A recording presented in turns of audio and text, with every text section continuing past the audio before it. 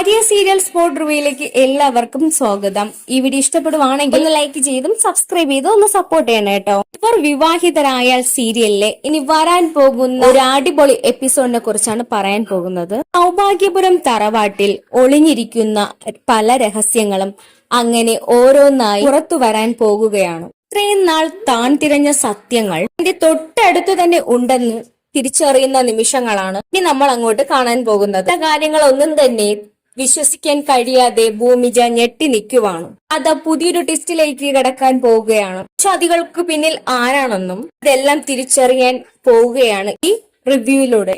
അച്യുതന്റെയും അംബികയുടെയും വളർത്തു മകളാണ് താനെന്ന് വൈകാതെ തന്നെ ഭൂമിജ തിരിച്ചറിയാൻ പോവുകയാണ്.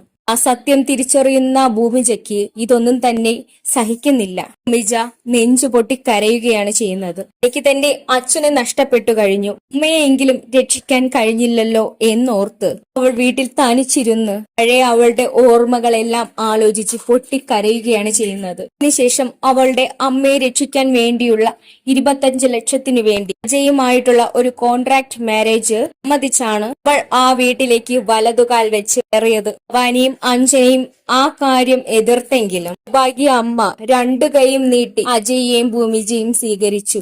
പതിയെ ആ വീടിന്റെ ഐശ്വര്യമായി മാറിയ ഭൂമിയെ സംഗീത മനസ്സുകൊണ്ട് മരുമകളായി തന്നെ അവളെ അംഗീകരിച്ചു കഴിഞ്ഞു. എന്നാൽ സത്യദാസനാകട്ടെ ഭൂമിയോട് അടങ്ങാത്ത ദേഷ്യമാണ് പ്രകടമായത്. സ്വന്തം അച്ഛനെ പോലെ സ്നേഹിച്ച സത്യദാസിന്റെ കണ്ണിലെ ദേഷ്യം ഭൂമിജയ്ക്ക് വളരെയധികം വിഷമമുണ്ടാക്കി. അച്ഛനയ്ക്ക് അജയെ നഷ്ടപ്പെട്ടതിലുള്ള വിഷമവും വാനിക്കുള്ള വിഷമവും കണ്ടിട്ടാണ് സത്യന് ഭൂമിജയോട് അടങ്ങാത്ത ദേഷ്യമുണ്ടായത്. ഒരു ദിവസം ഭൂമി സ്നേഹത്തോടെ നീട്ടിയ ചായ പോലും കുടിക്കാൻ കൂട്ടാക്കാതെ സത്യദാസ് മുഖം തിരിച്ചു കളഞ്ഞു. സത്യദാസ് തന്നോട് കാണിക്കുന്ന യഥാർത്ഥ അകൽച്ചയുടെ കാരണം മനസ്സിലാക്കാൻ കഴിയാതെ ഭൂമിയും ഉള്ളിൽ കരയുകയാണ് ചെയ്യുന്നത്. തമ്മകളെ സ്നേഹിക്കാതെ അകറ്റി നിർത്തുന്നത് കണ്ടിട്ട് വാനി മനസ്സിൽ ചിന്തയോടുകൂടി തന്നെ ചിരിക്കുവാണ്. ഭൂമി വിഷമിച്ചിരിക്കുന്നത് കണ്ട് അരികിലെത്തിയ സംഗീത എന്റെ മനസ്സിൽ കളങ്കമില്ലെന്ന് പറഞ്ഞ് അവളെ ആശ്വസിപ്പിക്കുകയാണ് ചെയ്യുന്നത്. സത്യങ്ങളെല്ലാം ഒരു ദിവസം പുറത്തു വരുമ്പോൾ എന്റെ ഈ സങ്കടവും മാറുമെന്ന് സംഗീത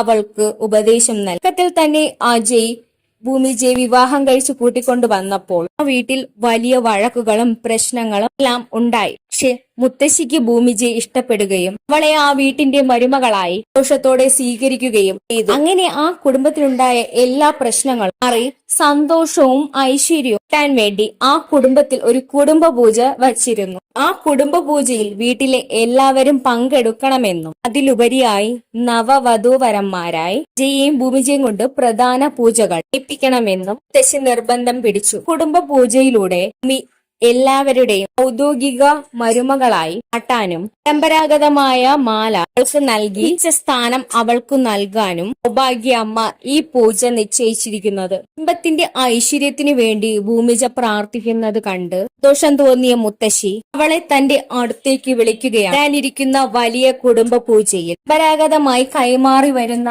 ആ മാല ഭൂമിക്ക് നൽകാൻ പോകുകയാണെന്ന് സൗഭാഗ്യ അമ്മ പ്രഖ്യാപിക്കുകയാണ്. ഈ സമയത്താണ് നമ്മുടെ ഗീത ഭൂമിയോട് ആ മാലയെ പറ്റിയുള്ള വലിയൊരു രഹസ്യം പറയുന്നത്. പണ്ടെങ്ങോ നഷ്ടപ്പെട്ടു പോയ ഈ കുടുംബത്തിലെ ഫിരാമി എന്ന പെൺകുട്ടിയെ തിരിച്ചറിയാനുള്ള ഒരേ ഒരു അടയാളം മാലയുടെ അപൂർവമായ ലോക്കറ്റ് ഡിസൈൻ ആണ്. മാത്രമാണ് ഒരു വഴിയെന്ന് നമ്മുടെ സംഗീത ഭൂമിജയ്ക്ക് പറഞ്ഞു കൊടുക്കുകയാണ്. പക്ഷെ ഈ വിവരമറിഞ്ഞ ഭൂമിജ നല്ലൊരു ഐഡിയ മുന്നോട്ട് വെക്കുകയാണ് ചെയ്യുന്നത്. ആ മാലയുടെ പ്രത്യേക ഡിസൈൻ വെച്ച് ചിത്രത്തിലൊരു പരസ്യം കൊടുത്തു കഴിഞ്ഞാൽ പിരാമിയെ എളുപ്പമെന്ന് തന്നെ കണ്ടുപിടിക്കാൻ സാധിക്കൂലേ എന്നവൾ സംഗീതയോട് ചോദിക്കുവാണ്. എന്നാൽ അതിനെല്ലാം ശേഷം പൂജയിൽ പങ്കെടുക്കാൻ ജയ് ഭൂമിജയ്ക്ക് മനോഹരമായ ഒരു സാരി സ്നേഹത്തോടെ സമ്മാനമായി നൽകുന്നു. എന്നാൽ ഭൂമിജയ്ക്ക് സന്തോഷവും അംഗീകാരവും ലഭിക്കുന്നത് കണ്ടു നിൽക്കാൻ അഞ്ജനയ്ക്ക് കഴിയുന്നില്ല. അങ്ങനെ ഭവാനിയും അഞ്ജനയും ചേർന്ന് അവൾക്കു നേരെ പല കുതന്ത്രങ്ങളും ചെയ്യാൻ ഒരുങ്ങുകയാണ്. അതേസമയം തന്നെ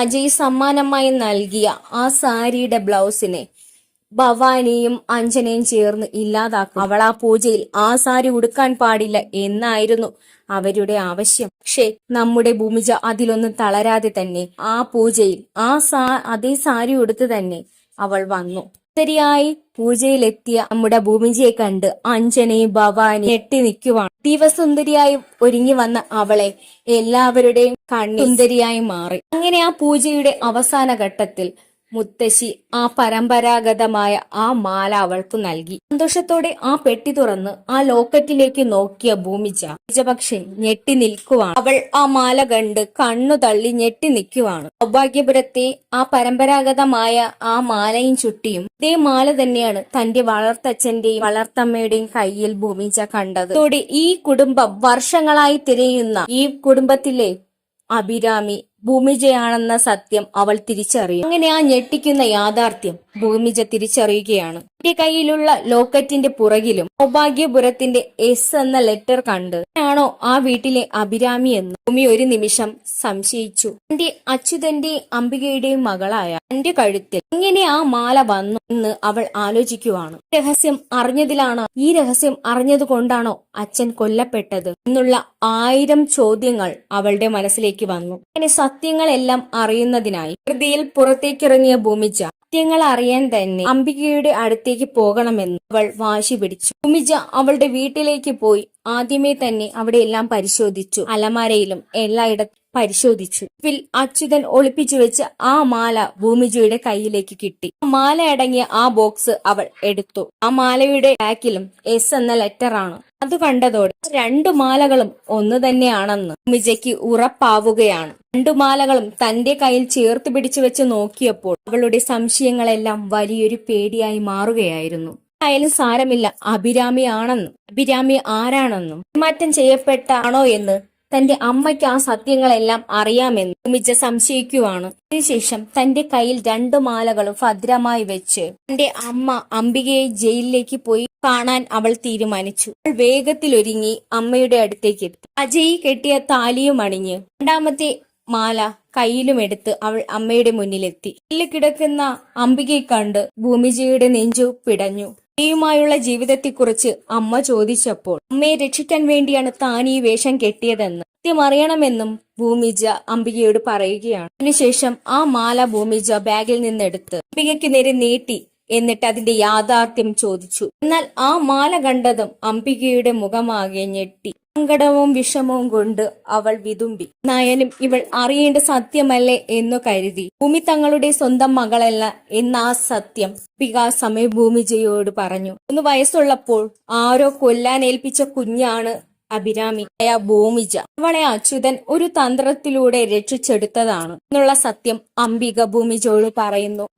അങ്ങനെ ഒരു കൊലപാതകിയുടെ കയ്യിൽ നിന്ന് രക്ഷിച്ചെടുത്തതാണ് തന്നെ എന്ന സത്യം ഭൂമിജ മനസ്സിലാക്കി. ആ സത്യം അറിഞ്ഞ് ഭൂമിജയും ഞെട്ടി നിൽക്കുവാണ്. കുഞ്ഞിനെ വധിക്കുന്നതായി ഒരു വീഡിയോ എടുത്ത് അവർക്ക് അയച്ചു കൊടുത്തു. അതിനുശേഷം അച്യുതൻ ആ കുഞ്ഞിനെയും കൂട്ടി ആ നാട് വിട്ട് ഒരു നാട്ടിലേക്ക് വന്നു. ഇന്ന് ആ സത്യം അംബിക ഭൂമിജയോട് തുറന്നു പറയുകയാണ്. അവളുടെ കഴുത്തിലുണ്ടായിരുന്ന ഇതേ മാലയും കുഞ്ഞുടുപ്പും അച്യുതൻ ഭദ്രമായി തന്നെ സൂക്ഷിച്ചു വെച്ചിരുന്നു. എന്നാൽ അഭിരാമി ജീവിച്ചിരിപ്പുണ്ടെന്നും കൊല്ലാൻ ഏൽപ്പിച്ച ആ വ്യക്തി ഞങ്ങളുടെ അടുത്തുണ്ടെന്നും അച്യുതനെ വല്ലാതെ ഭയപ്പെടുത്തിയിരുന്നു. അവരെ പേടിച്ചിട്ടാണ് അച്യുതൻ ആ മാല ഭൂമിയുടെ കയ്യിൽ നിന്ന് ഊരി വാങ്ങി ഒളിപ്പിച്ചു വെച്ചത് എന്ന സത്യവും അംബിക ഭൂമിജയോട് പറയുന്നു. എന്റെ യഥാർത്ഥ അച്ഛൻ ആരാണെന്ന് അന്ന് ഫാദേഴ്സ് ഡേയിൽ വെച്ച് ചേട്ടൻ എല്ലാവരുടെയും മുന്നിൽ വെച്ച് പറയാൻ തീരുമാനിച്ചിരുന്നതാണ്. സത്യവും അംബിക ഭൂമിജയോട് പറയുകയാണ്. സൗഭാഗ്യപുരത്തെ എല്ലാവരെയും നിന്റെ അച്ഛനെയും അങ്ങോട്ടേക്ക് ക്ഷണിച്ച് അതിനു മുമ്പേ വിധി അയാളുടെ ജീവൻ എടുത്തു പറഞ്ഞുകൊണ്ട് അംബിക പൊട്ടിക്കരഞ്ഞു. സത്യങ്ങളെല്ലാം അറിഞ്ഞ് ഭൂമിജയ്ക്ക് ആ കൊലയാളിയോട് ഒടുങ്ങാത്ത ദേഷ്യവും വാശിയുമായി മാറി. വീണ്ടും വാടക വീട്ടിലേക്ക് തിരിച്ചെത്തിയ ഭൂമിജ തന്റെ അച്ഛനും അമ്മയും സ്വന്തമല്ലാഞ്ഞിട്ടും അവർ എത്ര നന്നായിട്ടാണ് തന്നെ വളർത്തിയത് ഓർത്ത് അവൾ പൊട്ടിക്കരയുകയാണ്. ബന്ധം ഇല്ലാഞ്ഞിട്ടും സ്വന്തം മകളെ പോലെ അവര് സ്നേഹിച്ചിരുന്നു. അവരെ കുറിച്ച് ഓർത്തപ്പോൾ അവൾക്ക് സങ്കടം സഹിക്കാൻ കഴിഞ്ഞിരുന്നില്ല. പക്ഷെ അമ്മ പറഞ്ഞതുപോലെയാണെങ്കിലും എന്റെ യഥാർത്ഥ അച്ഛൻ സത്യദാസ് ആണോ എന്നും എന്നെ കൊല്ലാൻ വേണ്ടി അച്യുതന്റെ കയ്യിൽ ഏൽപ്പിച്ച ആ വ്യക്തി ആരാണെന്നും ഭൂമിജ പിന്നെ ആലോചിക്കാൻ തുടങ്ങി. സ്വന്തം വളർത്തച്ഛനെ കൊന്ന യഥാർത്ഥ കൊലയാളി സൗഭാഗ്യപുരത്ത് തന്നെ ഉണ്ടെന്ന് ഉറപ്പിച്ച ഭൂമിജ പ്രതികാരം വീട്ടാൻ വേണ്ടിയാണ് അവൾ സൗഭാഗ്യപുരത്തേക്ക് വരുന്നത്. തിരികെ എത്തിയ ഭൂമിജയുടെ കരഞ്ഞ കണ്ണുകളുമായി ഇവിടെ എത്തിയ ഭൂമിജയോട് സംഗീത വിവരങ്ങളെല്ലാം തിരക്കുന്നുണ്ടായിരുന്നു. ജയിലിൽ പോയി അമ്മയെ കണ്ട സങ്കടമാണ് അമ്മയെ മുഖത്തുള്ളത്. അങ്ങനെ പറഞ്ഞ് അവൾ ഒഴിഞ്ഞു മാറി. വളർത്തച്ഛനെ കൊന്നത് ആരാണെന്നും ഇതിന് പിന്നിലെ സത്യങ്ങൾ കണ്ടെത്താനായി വീട്ടിലെ ഓരോരുത്തരെയും നിരീക്ഷിക്കാൻ ഭൂമിജ തുടങ്ങി. ഒരു ഉറച്ച തീരുമാനം അവൾ എടുത്തു കഴിഞ്ഞു. ഭാഗ്യപുരം കുടുംബം വർഷങ്ങളായി തിരയുന്ന ആ അഭിരാമി താൻ തന്നെയാണെന്ന സത്യം, യാഥാർത്ഥ്യം അവൾ തിരിച്ചറിഞ്ഞു. ദീപിക അമ്മ തനിക്കിട്ട പേരാണ് ഭൂമിജയെന്ന്, തന്റെ ശരീരത്തിലുള്ള ആ യഥാർത്ഥ മറുക് തന്റെ ഐഡന്റിറ്റി ആണെന്നും അവൾക്ക് ബോധ്യപ്പെടുകയാണ്. ആ സത്യം മനസ്സിലായോ എങ്കിലും അതിൽ കൃത്യമായിട്ടുള്ള തെളിവുകൾ ഒന്നും തന്നെ ഇല്ലാത്തത് കൊണ്ട് ആരോടും അവൾക്ക് ഒന്നും തന്നെ തുറന്നു പറയാൻ കഴിഞ്ഞിരുന്നില്ല. അവൾക്ക് മനസ്സിലാകുകയാണ് ചതികൾക്ക് പിന്നിൽ ഒളിഞ്ഞിരിക്കുന്ന ആ യഥാർത്ഥ കൊലയാളി ആരാണെന്ന് അറിയാനുള്ള പുറപ്പാടിലാണ് അവൾ. വീട്ടിനുള്ളിൽ ഒളിച്ചിരിക്കുന്ന ആ ശത്രുക്കളെ കണ്ടുപിടിക്കാൻ അവൾ തീരുമാനിച്ചു കഴിഞ്ഞു. അങ്ങനെ സൗഭാഗ്യപുരം തറവാടിനെ എല്ലാ രഹസ്യങ്ങൾക്കും പിന്നിൽ ഭവാനിയാണെന്ന് ഭൂമിജ കണ്ടുപിടിക്കാൻ പോകുകയാണ്. ഇതൊക്കെ നമുക്ക് വരുന്ന എപ്പിസോഡുകളിൽ തന്നെ കാണാൻ. ഇനിയുള്ള ഭാഗങ്ങൾ വരാൻ പോകുന്നത് വൻ ട്വിസ്റ്റോട് കൂടിയ എപ്പിസോഡുകളായിരിക്കും. അപ്പോൾ അതൊക്കെ കാത്തിരുന്ന് തന്നെ കാണാം. അപ്പോൾ ഈ വീഡിയോ ഇഷ്ടപ്പെടുവാണെങ്കിൽ ഒന്ന് ലൈക്ക് ചെയ്തും സബ്സ്ക്രൈബ് ചെയ്തും ഒന്ന് സപ്പോർട്ട് ചെയ്യണം കേട്ടോ.